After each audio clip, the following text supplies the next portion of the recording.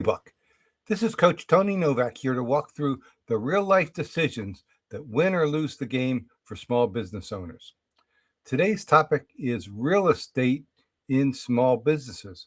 Now, of course, small businesses have a need to use real estate, to own real estate, to lease real estate, whatever the specific situation is.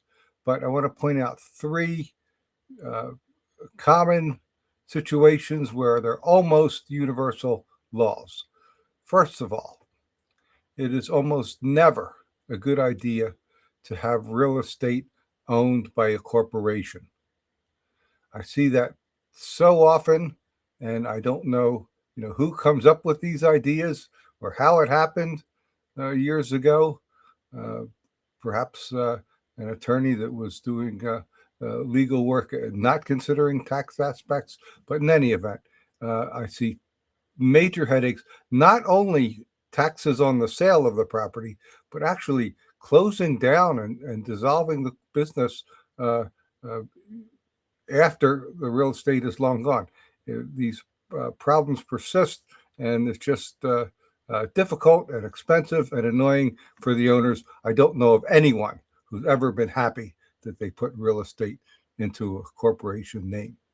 Second thing is that it almost always makes sense to separate the real estate owner from the real estate user. In this case, the user is probably the small business. If that small business is an LLC or an S corporation or a partnership or a sole proprietorship, fine.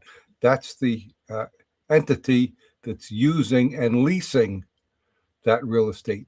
The owner should be a separate entity. The common scenario is to have each piece of real estate owned in a separate LLC. I mean, that's the traditional logic, and for lack of any reason to delve into a more sophisticated strategy, that probably makes sense.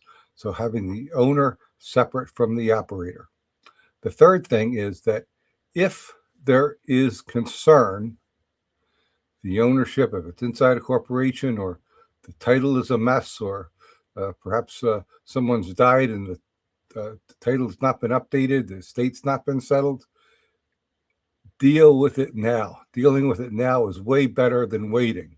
And again, too many times I find situations where people waited because they didn't feel like dealing with it, and the problem only grows in size and heartache because of the amount of the financial penalty for having waited that long.